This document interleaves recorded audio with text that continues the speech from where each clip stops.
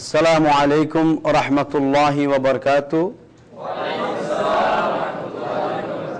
সুপ্রিয় দর্শক, আবারও আপনাদেরকে অন্তরের অন্তরস্থল থেকে শুভেচ্ছা জানিয়ে শুরু করতে যাচ্ছি আপনাদের প্রিয় অনুষ্ঠান হামদর্দ ইসলামের আলো।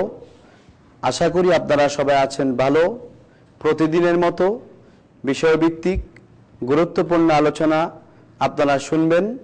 আজকে আলোচনার জন্য আবারও মঞ্চে আহ্বান জানাচ্ছি প্রখ্যাত ইসলামী চিন্তাবিদ, ঢাকা উত্তর শাহজাহানপুর গৌসুল আজম জামে মসজিদের সম্মানিত খতিব, আহলে সুন্নাত ওয়াল জামাতের বীর মুজাহিদ আলেমে দিন আলহাজ মাওলানা মুফতি বখতিয়ারউদ্দিনকে।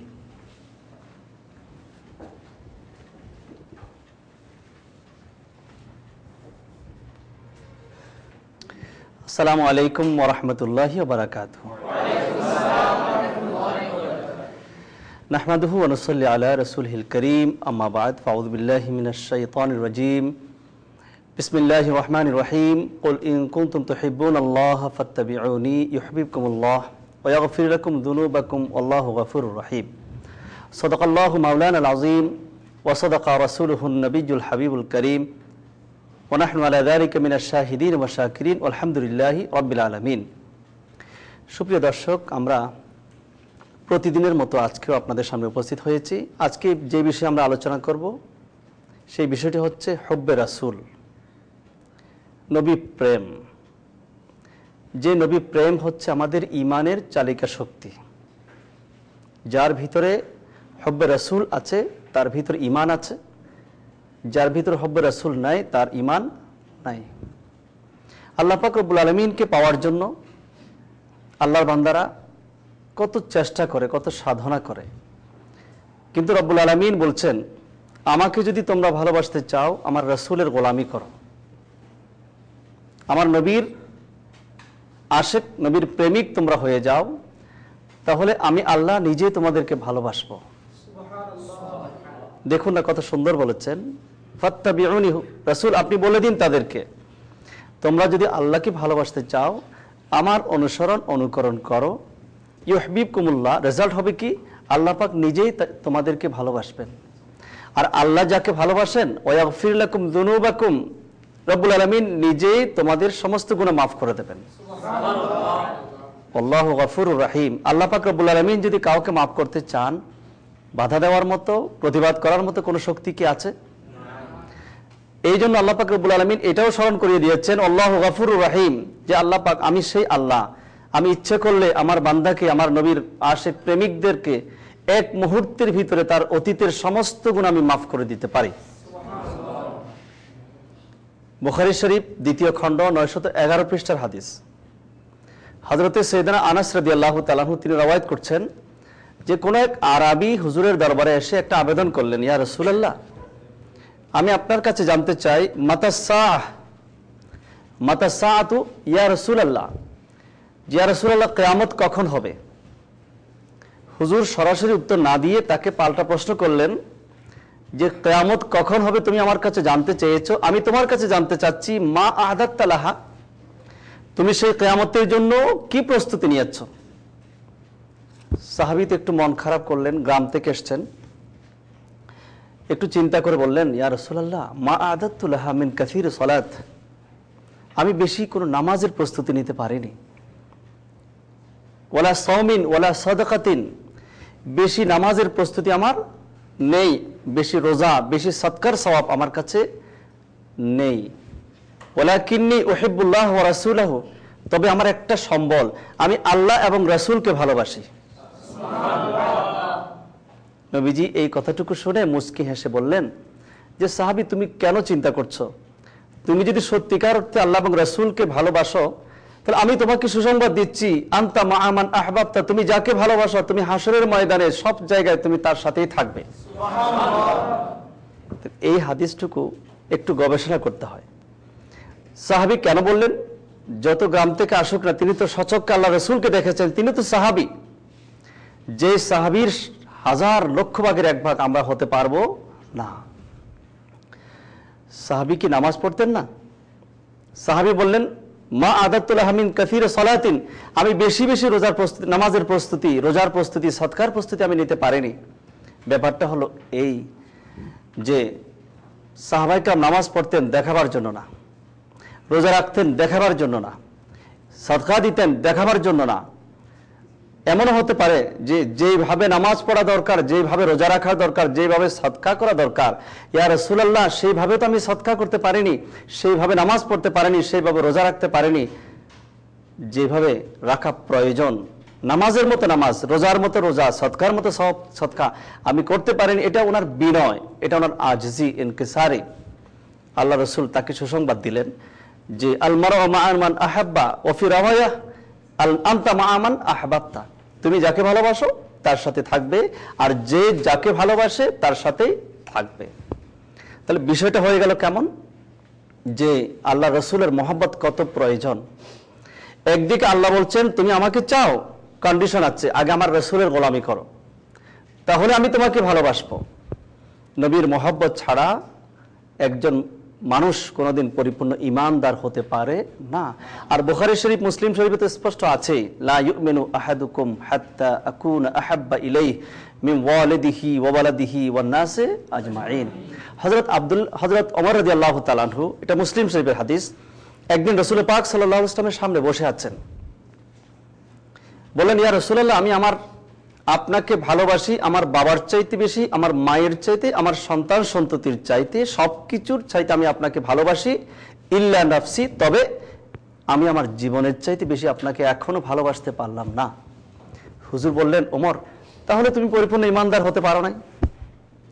ওমর রাদিয়াল্লাহু তাআলা আনহু মন পেরেশান করে বসে আছেন, নবীজির দিকে তাকিয়ে আছেন, আর নবীজি ওমর রাদিয়াল্লাহু তাআলা আনহুর দিকে তাকিয়ে আছেন, একজন আরেকজনের দিকে তাকিয়ে আছেন। দৃশ্যটা এমন মনে হচ্ছে যে রাসূল পাক সাল্লাল্লাহু আলাইহি ওয়াসাল্লাম যেন নবুয়তি সিনা মোবারক থেকে ওমর ফারুক আজমের সিনার মধ্যে ফয়েজ দান করছেন। এবার কিছুক্ষণ পর ওমর রাদিয়াল্লাহু তাআলা আনহু বলে উঠলেন, ইয়া রাসূলুল্লাহ, আমি আল্লাহর কসম করে বলছি এই মুহূর্ত থেকে আমি আমার জীবনের চাইতে আপনাকে বেশি ভালোবাসি। তখনই হুজুর মুচকি হেসে সুসংবাদ দিলেন, আল আন ইয়া ওমর, হে ওমর, এখন তুমি পরিপূর্ণ ঈমানদার হয়ে গেছো।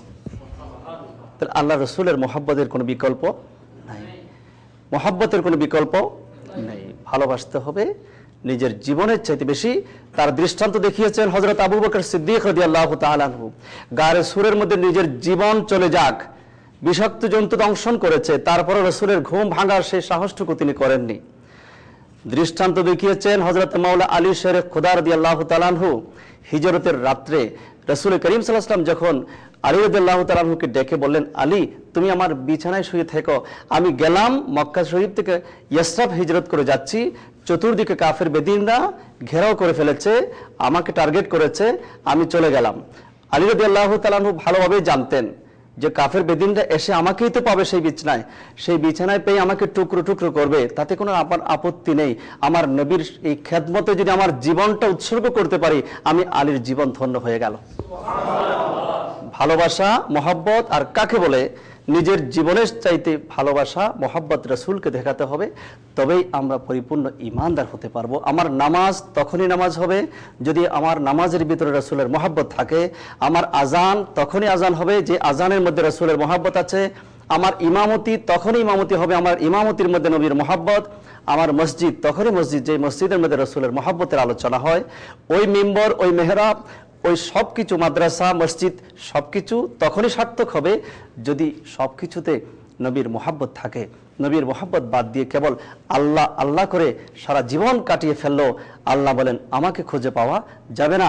আমাদের জাতীয় কবি কত চমৎকার বলেছেন, আল্লাহকে যে পাইতে চায় হযরতকে ভালোবেসে, আরশ কুরসি লৌহ কলম না চাইতে পেয়েছে সে। সুপ্রিয় দর্শক, আমরা হুব্বে রাসূল সম্পর্কে কিছু শুনলাম। আমাদের নিয়মিত আয়োজন, দর্শকদের কাছ থেকে প্রশ্ন আমরা নেব এবং সেই বিষয়ে আমরা চেষ্টা করব তাদের কিছু উত্তর দেওয়ার জন্য। এবার আপনাদের পালা চলে আসছে, আপনারা একে একে করে প্রশ্ন করতে পারেন। প্লিজ, জি, আপনি প্রশ্ন করুন। আসসালামু আলাইকুম রহমতুল্লাহ। আমি মোহাম্মদ আব্দুল্লাহ মামুন, চাঁদপুর থেকে এসেছি।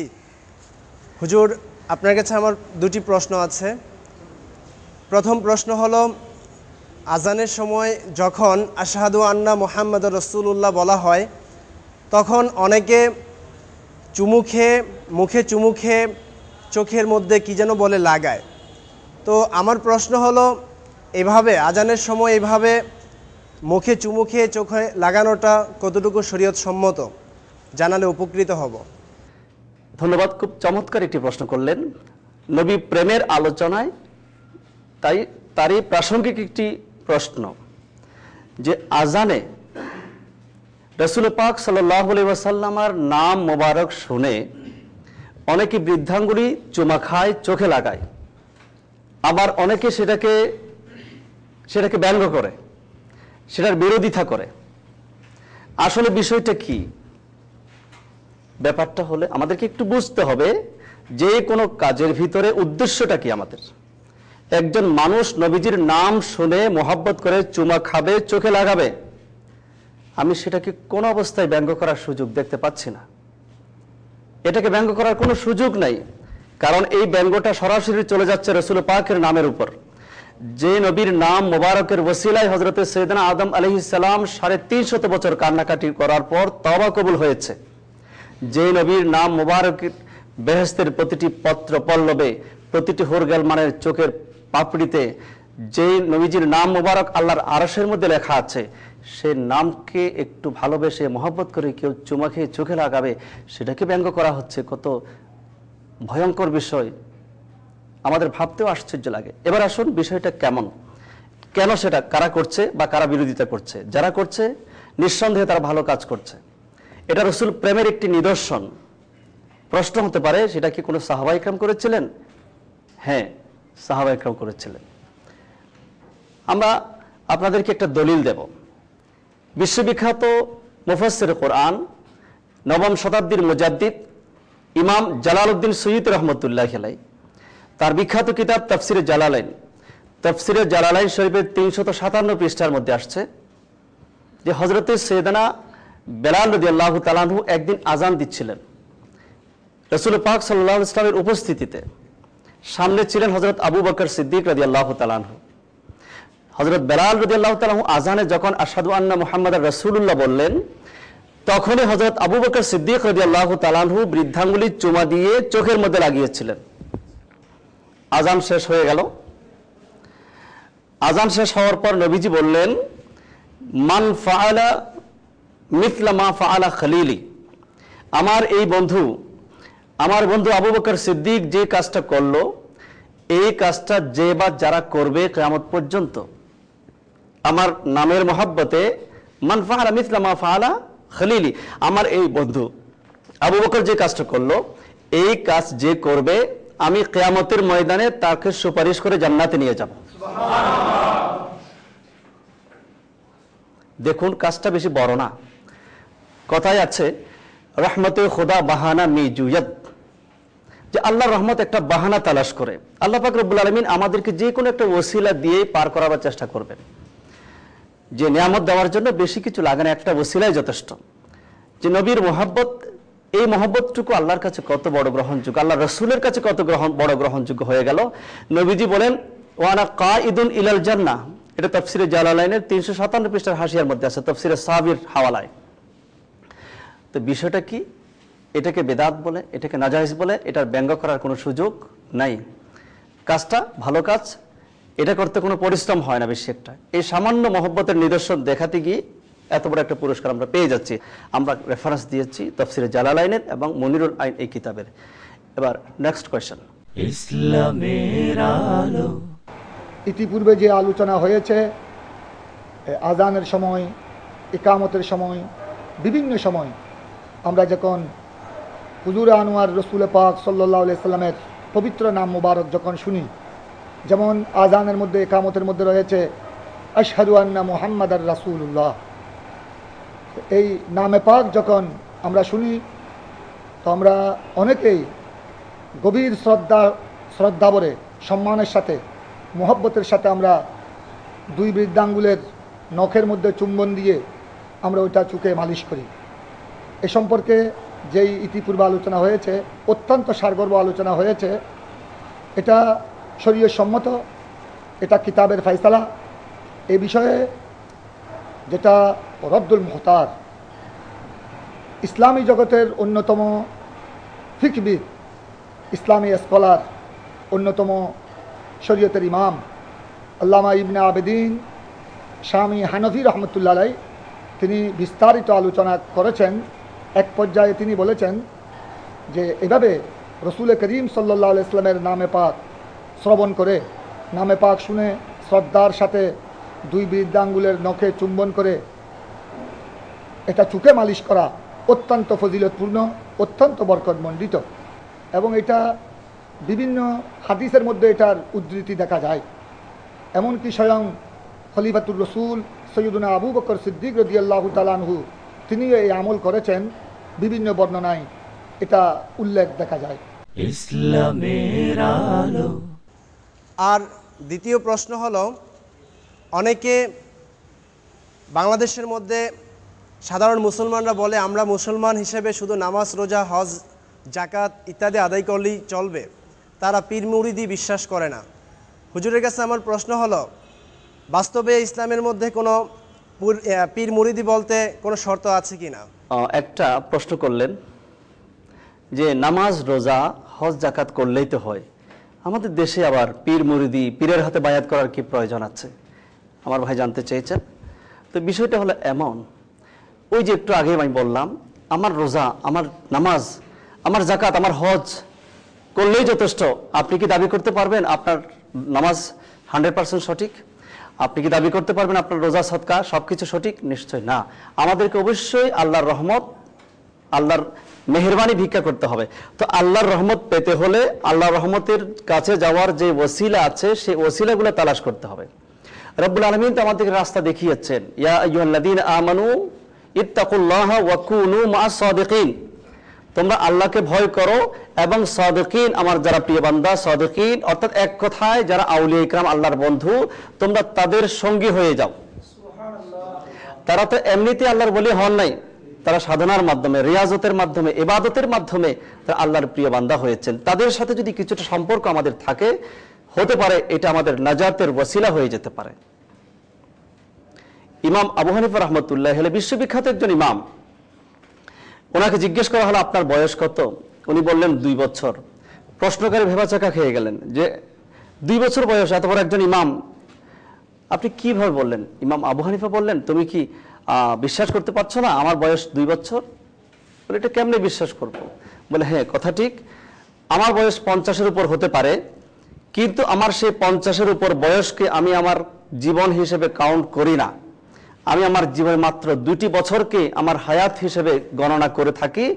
যেই 2টি বছর আমি আওলাদে রসুল হযরত ইমাম জাফর সাদেক রহমতুল্লাহি আলাইহির হাতে হাত রেখে মুরিদ হয়ে যেই 2টি বছর আমি অতিক্রম করেছি, একজন হক্কানি অলি আল্লাহ, আমার হক্কানি মুর্শিদের হাতে, ওনার সান্নিধ্যে যে 2টি বছর আমি অতিক্রম করেছি, আমি মনে করি আমার জীবনের এই 2টি বছর বাস্তবিক জীবন, আমার হায়াত। বাকি সময়টুকুকে আমি আমার জীবনের অংশ হিসেবে গণনা করি না। দেখুন, ইমাম আবু হানিফার মতো এত বড় একজন ইমাম, এত বড় একজন জ্ঞানী ব্যক্তি যদি একজন পীরের হাতে বায়াত গ্রহণ করে, ওই পীরের সান্নিধ্যকে ওনার প্রকৃত জীবন মনে করেন, বাকিটাকে তিনি গণনা করেন না, তাহলে আমাদের জীবনের কি মূল্য আছে? আমাদের জীবনের কি মূল্য আছে?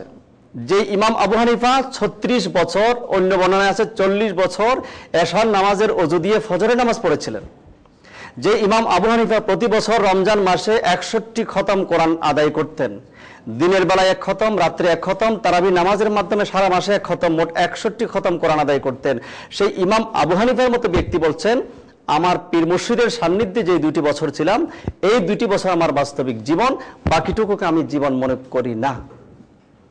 তাহলে পীরের হাতে বায়াত গ্রহণ করার যৌক্তিকতা, হুজুর গাউস পাক হযরত বরফির আব্দুল কাদের জিলানী, তিনি হযরত আবু সাইদ মাখজুমির হাতে বায়াত গ্রহণ করেছিলেন। খাজা গরিব নওয়াজ, খাজা মঈনুদ্দিন চিশতি রহমতুল্লাহ, তিনি ওসমান হারুনি রহমতুল্লাহর হাতে বায়াত গ্রহণ করেছিলেন। এমনি ভাবে দেখা যায় হযরত সিদ্দিক আকবর থেকে শুরু করে আরেক সিলসিলা হযরত মাওলা আলী শেরে খোদা থেকে শুরু করে, যে যুগে যুগে তাবেঈন, তবে তাবেঈন, আইমে মুস্তাহিদিন, ওলামায়ে ইকরাম, তারা সবাই এই সিলসিলার মাধ্যমে, পীর মুরিদির মাধ্যমে এতটুকু আসছে, কিয়ামত পর্যন্ত সেই সিলসিলা থাকবে। সুতরাং এটাকে অস্বীকার করার কোনো জো নাই। আশা করি বিষয়টা পরিষ্কার হয়েছে। Next question. আসসালামু আলাইকুম ওয়া রাহমাতুল্লাহি ওয়া বারাকাতুহু। আমি সিপাহীবাগ থেকে আসছি, ঢাকা। আমার একটা প্রশ্ন যে কোরআন হাদিসের আলো থেকে জানতে চাই, রোজায় আমরা জামাতের মিলিত হয়ে তারাবি নামাজ আদায় করি, কিন্তু মহিলারা এভাবে জামাতে মিলিত হয়ে তারাবি নামাজ আদায় করতে পারবে কি? প্রশ্ন করলেন তারাবির নামাজের জামাতে মহিলারা অংশগ্রহণ করতে পারবে কি না। এটা একটা বড় কঠিন প্রশ্ন বলবো আমি। আমাদের দেশে বড় বড় মসজিদে আজকে এটা ট্র্যাডিশন হয়ে গেছে যে মহিলারা দলবল নিয়ে মসজিদে ইদানিং তারাবির নামাজ পড়ছে। তারাবির নামাজ হচ্ছে সুন্নতে মুআক্কাদা, বাকি ফরজ নামাজের সময় তারা কিন্তু সেখানে যায় না, তারাবির নামাজের সেখানে যাচ্ছে। বিষয়টা হলো এই, আমি বিস্তারিত ব্যাখ্যার দিকে যাব না। ফুকাহায়ে কেরাম তাদের অভিমত ব্যক্ত করেছেন, আপনি বড় বড় ফিকহের কিতাব প্রায় সব কিতাবের মধ্যে পাবেন যে মহিলারা মসজিদে জামাতের জন্য যাওয়া এটা মাকরুহ। এক সময় জায়েজ ছিল, রাসূল পাক সাল্লাল্লাহু আলাইহি ওয়াসাল্লামের যুগে মহিলা নামাজ পড়তে যেতেন। হযরত ওমর ফারুক আযম রাদিয়াল্লাহু তাআলা আনহুর যুগে এসে এটা ইজমা হয়ে গেছে, এখন থেকে মহিলারা আর মসজিদে যেতে পারবে না। একটা মজার ঘটনা বলি, এই কথা ওমর ফারুক আজম যখন ডিক্লেয়ার করলেন, ওনার নিজের স্ত্রী সেটার বিরোধিতা করেছিলেন যে আপনি আমাদেরকে এত বড় একটা নিয়ামত থেকে বঞ্চিত করছেন, কারণটা কি? ওমর ফারুক আজম কিছুই বললেন না, বললেন মহিলারা মসজিদে গেলে ফিতনার আশঙ্কা আছে। পরদিন সকালবেলা যখন ওনার স্ত্রী খুব ভোরে অন্ধকারে মসজিদের দিকে যাচ্ছিলেন, ওমর ফারুক আজম আগেই চলে গিয়েছেন। দেওয়ালের আড়াল থেকে তিনি ওনার স্ত্রীর মাথার মধ্যে একটা টোকা দিলেন। স্ত্রী পিছন দিক থেকে কাউকে দেখতে না পেয়ে তিনি ভয় পেয়ে গেলেন। তিনি বুঝতে পারলেন যে আমার স্বামী যে কথাটুকু বলেছিলেন সত্যিই তো, এখন ফিতনার আশঙ্কা। তিনি সামনের দিকে না গিয়ে সোজা আবার বাড়িতে চলে গেলেন। ওমর ফারুক আজম নামাজ শেষ করে বাড়িতে গিয়ে জিজ্ঞেস করলেন, কি ব্যাপার, আজকে তোমাকে মসজিদে দেখা গেল না? কালকে রাত্রেই তো তুমি আমার সাথে বিতর্ক করেছিলে, আজকে তোমাকে মসজিদে দেখা গেল না কেন? ওমর ফারুক আজমের বিবি চুপচাপ হয়ে গেলেন। এবার স্বীকার করলেন যে আমি দুঃখিত, আসলে যে কারণে আপনি মহিলাদের মসজিদে যাওয়া নিষিদ্ধ করেছেন আমি আপনার কথার সাথে ঐক্যমত পোষণ করলাম। তখন থেকে সাহাবায়ে ইকরামের ইজমা হয়ে গেল যে মহিলারা মসজিদে জামাতে অংশগ্রহণ করার জন্য যাওয়া এটা মাকরুহ। আর হাদিস শরীফের মধ্যে আসছে সালাতুহুন্না ফি কারবাইতিহিন্না আফদালুন মিন সালাতিহিন্না ফিল মসজিদ। মহিলারা মসজিদে নামাজ পড়ার চাইতে তাদের ঘরের মধ্যে নামাজ পড়লে ফজিলত বেশি। তো যেখানে ফজিলত বেশি সেটা বাদ দিয়ে কম ফজিলত জায়গার মধ্যে আপনি কেন যাবেন? সেটা হোক তারাবির নামাজ, সেটা হোক অন্য কোনো নামাজ। সুতরাং ফুকাহায়ে কেরাম যে ফয়সালা দিয়েছেন আমরা সেটা পালন করার চেষ্টা করব। মা বোনদেরকে রিকোয়েস্ট করব, আপনারা প্লিজ মসজিদে গিয়ে একটা ফিতনার দরজা খুলে দেবেন না। আপনি ঘরে নামাজ পড়ুন, আল্লাহ পাক ঘরের মধ্যে আপনার জন্য বেশি সওয়াব রেখেছেন। সুপ্রিয় দর্শক, আজকে আমরা গুরুত্বপূর্ণ বেশ কিছু জিনিস আলোচনা করলাম। আশা করি আপনাদের মনের অনেক অজানা প্রশ্ন আপনারা জেনে নিয়েছেন। আল্লাহ পাক রব্বুল আলামিন আমাদের সকলকে তৌফিক দান করুন। আজকে এতটুকু। ওয়া আখিরু দাওয়ানা আনিল হামদুলিল্লাহি রাব্বিল আলামিন। আসসালামু আলাইকুম ওয়া রাহমাতুল্লাহি ওয়া বারাকাতুহু।